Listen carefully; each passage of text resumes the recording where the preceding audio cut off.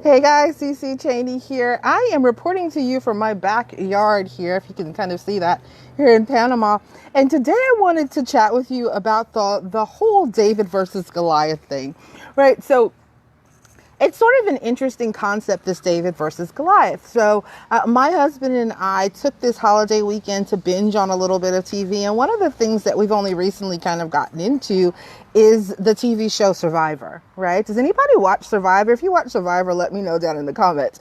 But we started watching Survivor, and over the weekend we caught up on a couple of episodes.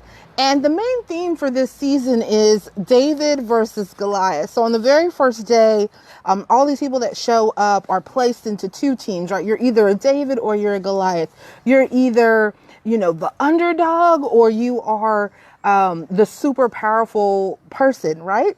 And as we're watching the last couple of episodes, it hits us like, wow, these people were given a label on day one and they are completely living that label as a result. And so it made me think a little bit about the stories that we tell ourselves, right? And so I'm watching Survivor, and you've got people who are Goliaths, right? These are these strong people, these really smart people, these people that kind of get whatever it is that they want in this world. And they wholeheartedly believe that that is who they are, right? That label means something to them. And as a result, they're kind of just like so confident and so certain that what they want is available to them, right?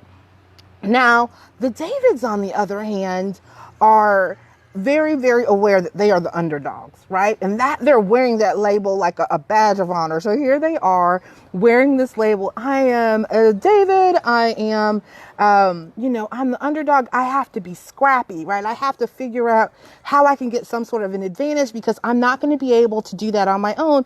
Hey, Jason. Hey, Melody. Yeah, I love Survivor too.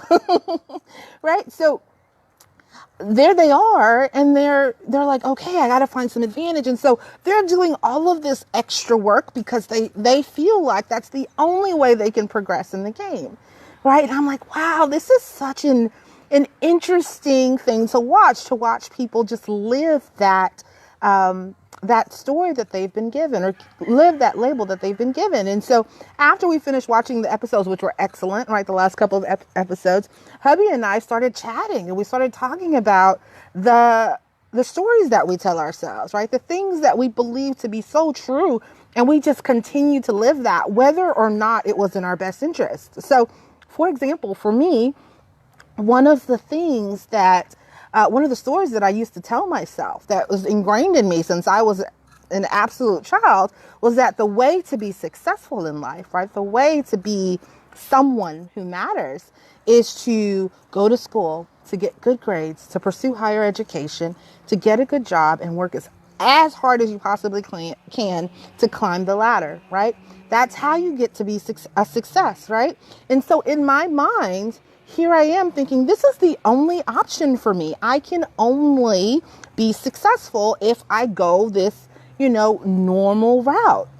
And I live that. And I have to tell you guys, I allowed myself to be miserable in jobs because I was told that if you want to be successful, this is the route to do it.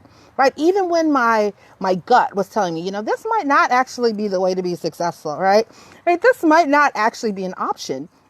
I continued to do it because that was a story that I told myself.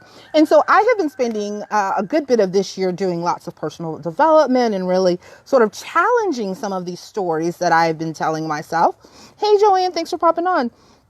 So as I've been sort of investigating those stories and rewriting them, I'm uncovering that it's my choice, the life that I live. It's my choice, the stories that I create for myself.